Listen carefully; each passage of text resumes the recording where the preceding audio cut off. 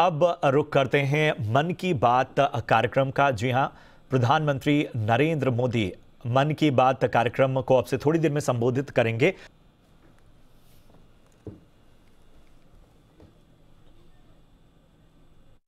बातें की है, अलग अलग विषयों पर अपनी बात साझा की है, लेकिन इस बार मन की बात बहुत खास है। इसका कारण है इस बार का स्वतंत्रता दिवस, जब भारत अपनी आजादी के 75 वर्ष पूरे करेगा। हम सभी बहुत अद्भुत और ऐतिहासिक पल के गवाह बनने जा रहे हैं। ईश्वर ने ये हमें बहुत बड़ा सौभाग्य दिया है। आप भी सोचिए, अगर हम गुलामी के दौर में पैदा हुए होते तो इस दिन की कल्पना हमारे लिए कैसी होती। गुलामी से मुक्ति की वो तड़प, पराधीनता की बेड़ियों से आजादी की वो बेचैनी कितनी बड़ी रही होगी। वो दिन जब हम हर दिन लाखों लाख देशवासियों को आजादी के लिए लड़ते, जूझते, बलिदान देते देख रहे होते। जब हम हर सुबह इस सपने के साथ जग रहे होते कि मेरा हिंदुस्तान कब आजाद होगा, और हो सकता है हमारे जीवन में वो भी दिन आता जब वंदे मातरम और भारत माँ की जय बोलते हुए हम आने वाली पीढ़ियों के लिए अपना जीवन समर्पित कर देते, जवानी खपा देते। साथियों, 31 जुलाई यानी आज ही के दिन हम सभी देशवासी शहीद उधम सिंह जी की शहादत को नमन करते हैं। मैं से अन्य सभी महान क्रांतिकारियों को अपनी विनम्र श्रद्धांजलि अर्पित करता हूं, जिन्होंने देश के लिए अपना सर्वस्व न्योछावर कर दिया। साथियों, मुझे ये देखकर बहुत खुशी होती है कि आजादी का अमृत महोत्सव एक जन आंदोलन का रूप ले रहा है। सभी क्षेत्रों और समाज के हर वर्ग के लोग इससे जुड़े अलग अलग कार्यक्रमों में हिस्सा ले रहे हैं। ऐसे ही एक कार्यक्रम इस महीने की शुरुआत में मेघालय में हुआ। मेघालय के बहादुर योद्धा यू टिरोत सिंह जी की पुण्यतिथि पर लोगों ने उन्हें याद किया।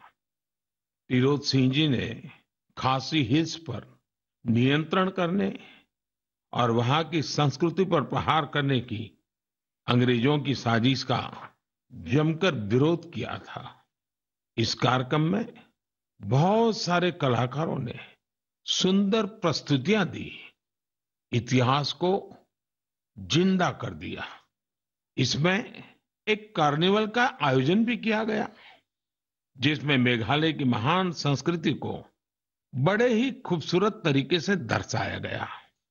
अब से कुछ हफ्ते पहले कर्नाटका में अमृता भारती कन्नडार्थी नाम का एक अनूठा अभियान भी चलाया गया। इसमें राज्य की 75 जगहों पर आजादी के अमृत महोत्सव से जुड़े बड़े भव्य कार्यक्रम आयोजित किए गए। इनमें कर्नाटका के महान स्वतंत्रता सेनानियों को याद करने के साथ ही स्थानीय साहित्यिक उपलब्धियों को भी सामने लाने की कोशिश की गई। साथियों, इसी जुलाई में एक बहुत ही रोचक प्रयास हुआ है, जिसका नाम है आजादी की रेलगाड़ी और रेलवे स्टेशन। इस प्रयास का लक्ष्य है कि लोग आजादी की लड़ाई में भारतीय रेल की भूमिका को जानें। देश में अनेक ऐसे रेलवे स्टेशन हैं जो स्वतंत्रता आंदोलन के इतिहास से जुड़े हैं। आप भी इन रेलवे स्टेशनों के बारे में जानकर हैरान होंगे। झारखंड के गोमो जंक्शन को अब आधिकारिक रूप से नेताजी सुभाष चंद्र बोस जंक्शन गोमो के नाम से जाना जाता है। जानते हैं क्यों?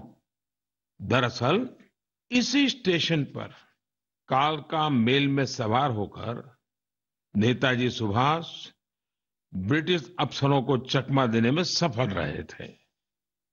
आप सभी ने लखनऊ के पास काकोरी रेलवे स्टेशन का नाम भी जरूर सुना होगा।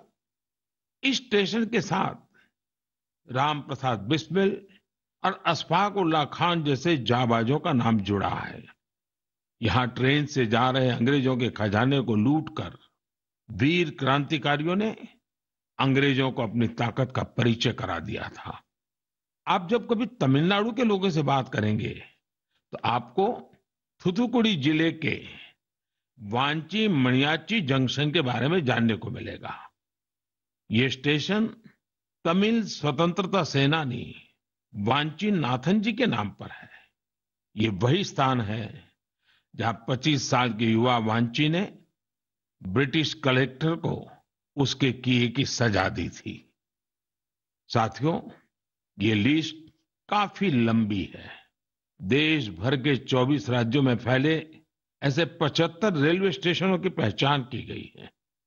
इन 75 स्टेशन को बहुत ही खूबसूरती से सजाया जा रहा है। इनमें कई तरह के कार्यक्रमों का भी आयोजन हो रहा है। आपको भी समय निकालकर अपने पास के ऐसे ऐतिहासिक स्टेशन पर जरूर जाना चाहिए। आपको स्वतंत्रता आंदोलन के ऐसे इतिहास के बारे में विस्तार से पता चलेगा जिनसे आप अनजान रहे हैं। मैं आसपास के स्कूल के विद्यार्थियों से आग्रह करूंगा, टीचर से आग्रह करूंगा, अपने स्कूल के छोटे छोटे बच्चों को लेकर के जरूर स्टेशन पे जाएं और पूरा घटनाक्रम उन बच्चों को सुनाएं, समझाएं। मेरे प्यारे देशवासियों, आजादी के अमृत महोत्सव के तहत 13 से 15 अगस्त तक एक स्पेशल मूवमेंट हर घर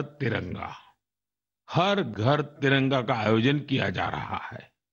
इस मूवमेंट का हिस्सा बनकर 13 से 15 अगस्त तक आप अपने घर पर तिरंगा जरूर फहराएं या उसे अपने घर पर लगाएं। तिरंगा हमें जोड़ता है, हमें देश के लिए कुछ करने के लिए प्रेरित करता है। मेरा एक सुझाव ये भी है कि 2 अगस्त से 15 अगस्त तक हम सभी अपनी सोशल मीडिया प्रोफाइल पिक्चर में तिरंगा लगा सकते हैं। वैसे क्या आप जानते हैं 2 अगस्त का हमारे तिरंगे से एक विशेष संबंध भी है। इसी दिन पिंगली वेंकैया जी की जन्म जयंती होती है, जिन्होंने हमारे राष्ट्रीय ध्वज को डिजाइन किया था। मैं उन्हें आदरपूर्वक श्रद्धांजलि अर्पित करता हूं। अपने राष्ट्रीय ध्वज के बारे में बात करते हुए मैं महान क्रांतिकारी मैडम कामा को भी याद करूंगा। तिरंगे को आकार देने में उनकी भूमिका बेहद महत्वपूर्ण रही है। साथियों, आजादी के अमृत महोत्सव में हो रहे इन सारे आयोजनों का सबसे बड़ा संदेश यही है कि हम सभी देशवासी अपने कर्तव्य का पूरी निष्ठा से पालन करें। तभी हम उन अनगिनत स्वतंत्रता सेनानियों का सपना पूरा कर पाएंगे, उनके सपनों का भारत बना पाएंगे। इसलिए हमारे अगले 25 साल का यह अमृतकाल हर देशवासी के लिए कर्तव्य काल की तरह है। देश को आजाद कराने हमारे वीर सेनानी हमें ये जिम्मेदारी देकर गए हैं और हमें इसे पूरी तरह निभाना है। मेरे प्यारे देशवासियों, कोरोना के खिलाफ हम देशवासियों की लड़ाई अब भी जारी है। पूरी दुनिया आज भी जूझ रही है। होलिस्टिक हेल्थ केयर में लोगों की बढ़ती रुचि ने इसमें सभी की बहुत मदद की है। हम सभी जानते हैं कि इसमें भारतीय पारंपरिक पद्धतियां कितनी उपयोगी हैं। कोरोना के खिलाफ लड़ाई में आयुष ने तो वैश्विक स्तर पर अहम भूमिका निभाई है। दुनिया भर में आयुर्वेद और भारतीय औषधियों के प्रति आकर्षण बढ़ रहा है। ये एक बड़ी वजह है कि आयुष एक्सपोर्ट में रिकॉर्ड तेजी आई है और ये भी बहुत सुखद है कि इस क्षेत्र में कई नए स्टार्टअप्स भी सामने आ रहे हैं। हाल ही में एक ग्लोबल आयुष इन्वेस्टमेंट और इनोवेशन समिट हुई थी। आप जानकर हैरान होंगे कि इसमें करीब 10,000 करोड़ रुपए के इन्वेस्टमेंट प्रपोजल्स मिले हैं। एक और बड़ी अहम बात ये हुई है कि कोरोना काल में औषधीय पौधों पर रिसर्च में भी बहुत वृद्धि हुई है। इस बारे में बहुत सी रिसर्च स्टडीज पब्लिश हो रही हैं। निश्चित रूप से एक अच्छी शुरुआत है। साथियों, देश में विभिन्न प्रकार के औषधीय पौधों और जड़ी बूटियों को लेकर एक और बेहतरीन प्रयास हुआ है। अभी अभी जुलाई महीने में इंडियन वर्चुअल हर्बेरियम को लॉन्च किया गया। यह इस बात का भी उदाहरण है कि कैसे हम डिजिटल वर्ल्ड का इस्तेमाल अपनी जड़ों से जुड़ने में कर सकते हैं। Indian virtual herbarium preserve plants या प्लांट पार्ट्स की डिजिटल इमेजेस का एक रोचक संग्रह है जो कि वेब पर फ्रीली अवेलेबल है। इस वर्चुअल हर्बेरियम पर अभी लाख से अधिक स्पेसिमेंस और उनसे जुड़ी साइंटिफिक इंफॉर्मेशन उपलब्ध है। वर्चुअल हर्बेरियम में भारत की बॉटनिकल डायवर्सिटी की समृद्ध तस्वीर भी दिखाई देती है। मुझे विश्वास है इंडियन वर्चुअल हर्बेरियम भारतीय वनस्पतियों पर रिसर्च के लिए एक इम्पोर्टेंट रिसोर्स बनेगा। मेरे प्यारे देशवासियों, मन की बात में हम हर बार देशवासियों की ऐसी सफलताओं की चर्चा करते हैं जो हमारे चेहरे पर मीठी मुस्कान बिखेर देती है। अगर कोई सक्सेस स्टोरी मीठी मुस्कान भी बिखेरे और स्वाद में भी मिठास भरे, तब तो आप इसे जरूर सोने पर सुहागा कहेंगे। हमारे किसान इन दिनों शहद के उत्पादन में ऐसा ही कमाल कर रहे हैं। शहद की मिठास हमारे किसानों का जीवन भी बदल रही है, उनकी आय भी बढ़ा रही है। हरियाणा में यमुनानगर में एक मधुमक्खी पालक साथी रहते हैं, सुभाष कंबोज जी। सुभाष जी ने वैज्ञानिक तरीके से मधुमक्खी पालन का प्रशिक्षण लिया। इसके बाद उन्होंने केवल 6 बॉक्स के साथ अपना काम शुरू किया था। आज वो करीब 2000 बॉक्सेस में मधुमक्खी पालन कर रहे हैं। उनका शहद कई राज्यों में सप्लाई होता है। जम्मू के पल्ली गांव में विनोद कुमार जी भी 1500 से ज्यादा कॉलोनियों में मधुमक्खी पालन कर रहे हैं। उन्होंने पिछले साल रानी मक्खी पालन का प्रशिक्षण लिया है। इस काम से वो सालाना 15 से 20 लाख रुपए कमा रहे हैं।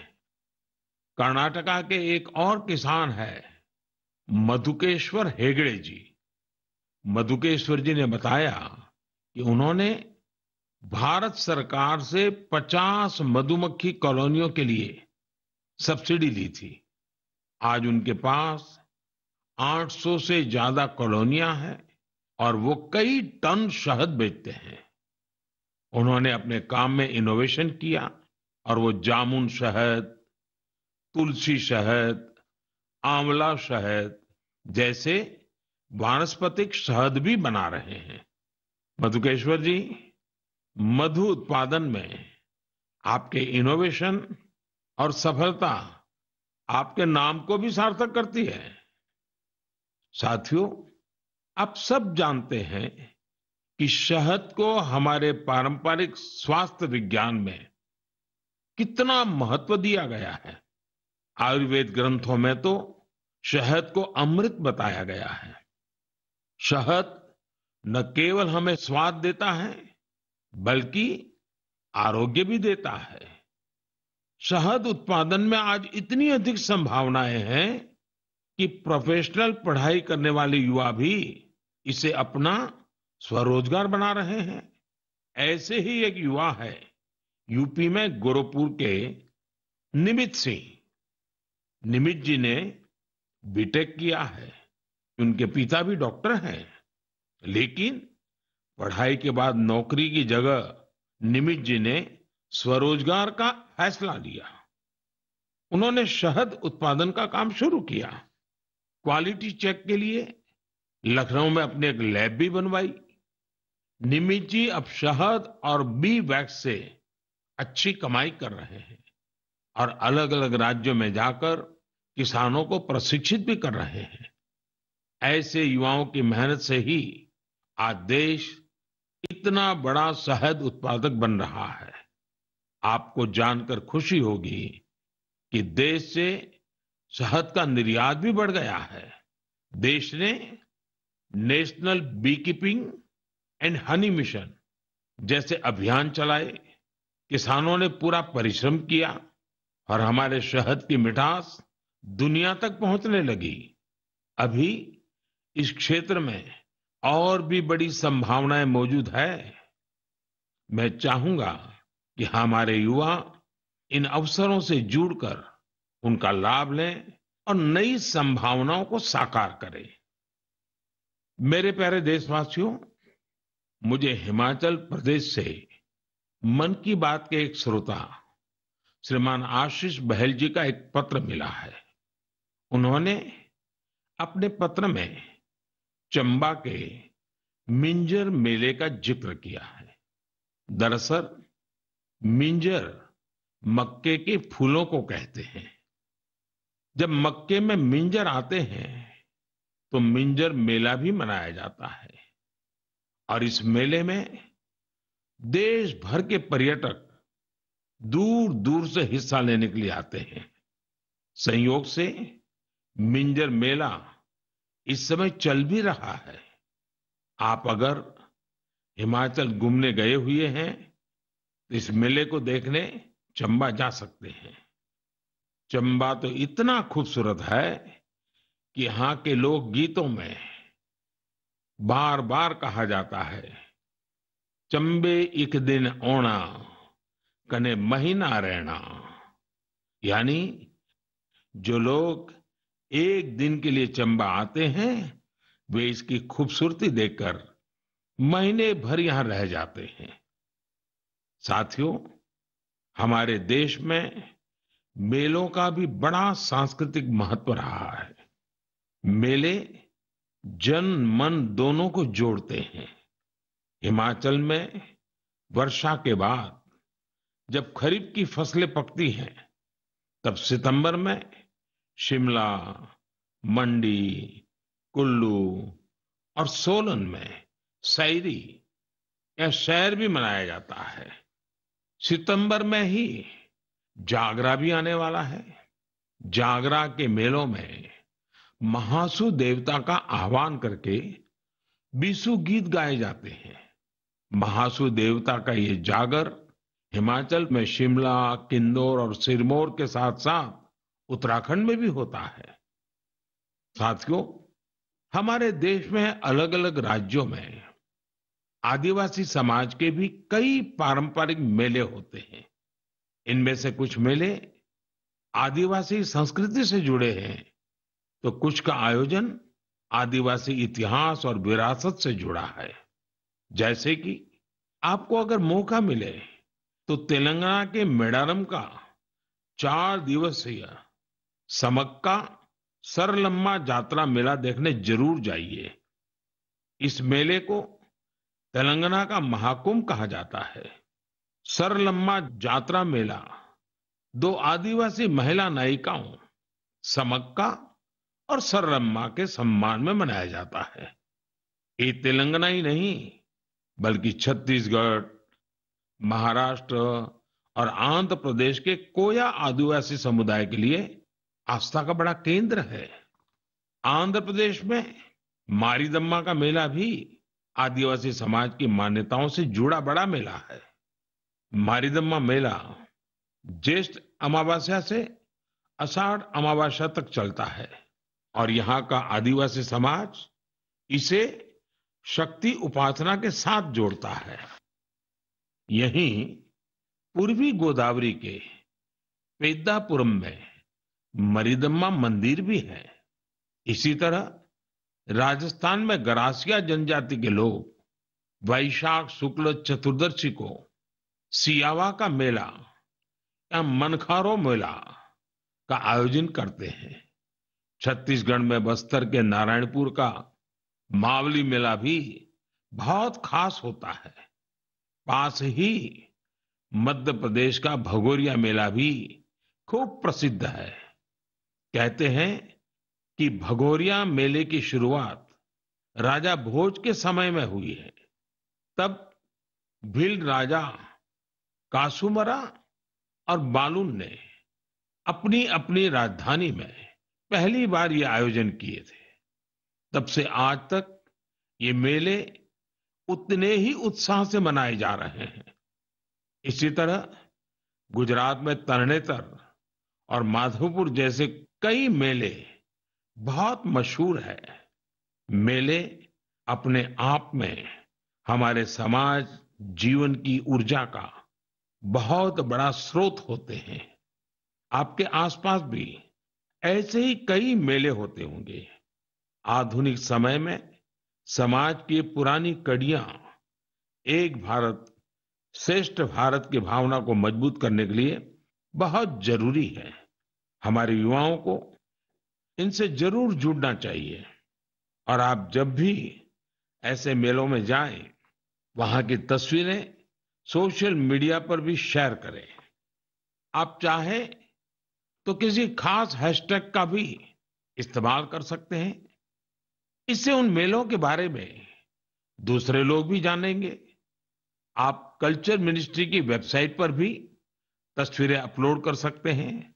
अगले कुछ दिन में कल्चर मिनिस्ट्री एक कंपटीशन भी शुरू करने जा रही है, जहां मेलों की सबसे अच्छी तस्वीरें भेजने वालों को इनाम भी दिया जाएगा।